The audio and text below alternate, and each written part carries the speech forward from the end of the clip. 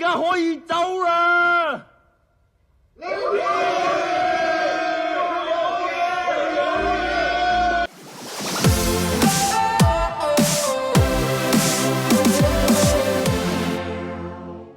It's really a long time, man. Still, you have a lot of fans in Taiwan and China.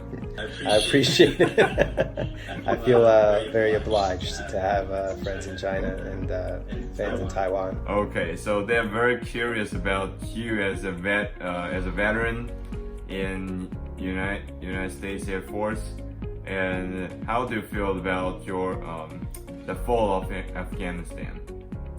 It's a mixed emotions, I think, for a lot of people, right? I think a lot of Americans felt like we should have never been there in the first place. We had no necessarily need to be there. The threat wasn't as looming or as imminent as we probably felt it was. But I think at the height of, in the aftermath, I guess, of the fear of 9/11, we, allowed ourselves to fall into that trap of thinking that, we had to go out and get the enemy and get these people. So I think that was a large part of it. So will you say United States left Afghanistan because during Obama's period, Bin Laden has been not captured, shot and killed? The mission accomplished, and that's part of the reason you left. I honestly feel like if the objective was to capture or kill Osama bin Laden, we could have done so without a full standing army in another country, right?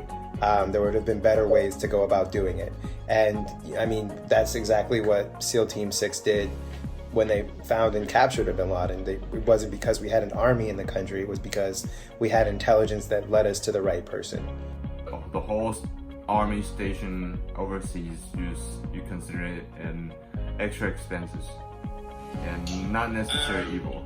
Mythos of America is to tell people that it's about bringing people freedom and democracy and all these other things, which, is kind of a byproduct of that. But I think there's a new way in which modern societies try to colonize, and I think that might have been part of America's colonization strategy, in my opinion. So you talked about the colonization. So the departure of the United States sent us a clear and simple message that it's fallen. It's the past 20 years is a kind of failure, right? So how to explain it, and how have you seen as American any benefit you have acquired in the past 20 years? Not that I can think of offhand. I mean, I'm sure there are people that live significantly better lives than they would have under Taliban rule. I think that may be a benefit of it. But I don't think that America went into it with forethought and with a game plan and with, an exit strategy. It was, it was more of a retaliation than anything. And I think that probably was part of the problem. Circumstances of 9/11 and things of that nature, people don't necessarily make the most rational decisions. And because of that, it led us into a war 20 years later that I don't think we won, I don't think we got any benefit out of it per se. And my only real concern is for, the Afghani people. I certainly hope that, they find a way of life that is, comfortable or a better way of life after this, or find a way to build things within their own borders. Because I think what the U.S. did kind of may have been a detriment to them instead of an actual help. But maybe helped in some areas, hurt in some others. The fall of Afghanistan is clearly the people of Afghanistan supported the Taliban much more than they support the governance of the United States. How do you see about that point? I think that's partially true, but I think depending on who you talk to, it could be different for different people.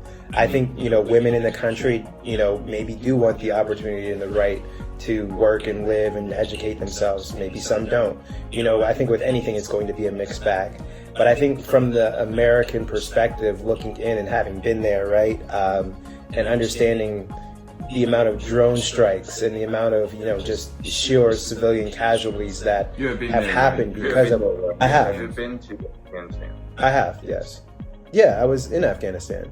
I think the issue, civilian casualties and drone strikes with those, you create more people like the Taliban, lost a father, a mother, a son, a daughter to, the US's involvement. And because of that, you create more quote unquote terrorists, who want to defend and protect their land because, it wasn't the Taliban that, dropped a bomb on their uncle or whatever it might be. I'm not saying that the Taliban is good by any means, but that aggression leads to more aggression. And that's a lot of the problem. It sounds like you feel it's kind of similar to the war against Vietnam and Vietcong. I guess I would say that. You learn things in history in retrospect. I think that from an American perspective, we're kind of inundated to believe that we're always the good guys, but I don't always necessarily think that that's so. I think that some ways you have to look at your involvement in another country and say, like, this is not necessarily the way it should have gone. Vietnam may have been one of those situations, especially considering that, the Vietnam War could have been avoided had, the Parisians taken into account. I think it's Ho Chi Minh.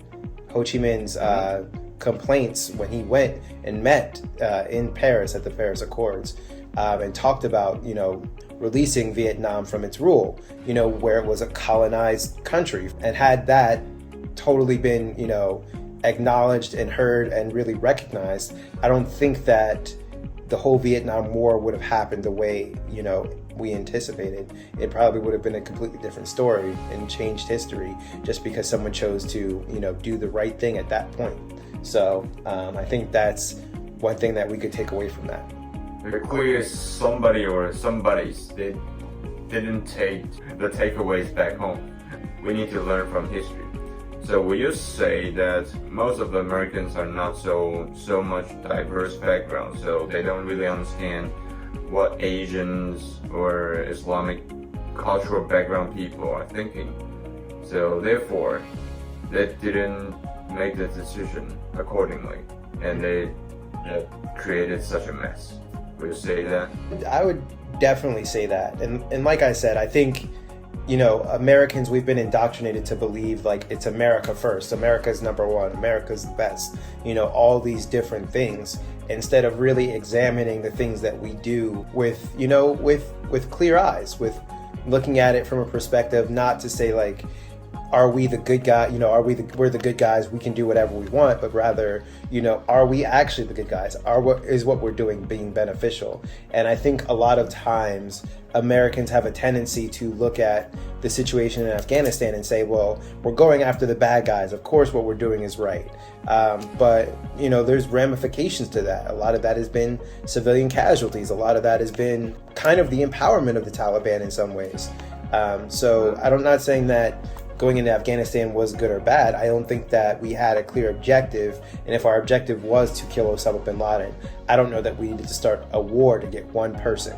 So I don't know. That's my perspective on it. From a perspective of just, American imperialism, they have the right answer. And I think a lot of it was a response to the effects of 9/11. The word you use is very sensitive, American imperialism. I use it now with an understanding of history. I never heard any American using that word. Even more recently, there are people trying to rewrite the history of what America has done, especially in regards to slavery. When you see the truth for what it is, you understand that this is the way that white supremacist power structures stay in power, by keeping you ignorant to what is, a new form of imperialism, a new form of colonialization, and new forms of, basically enslavement. Because if you enslave the mind, you enslave the people to believe whatever you want them to believe. So how do you see Afghanistan? As an area or as a country?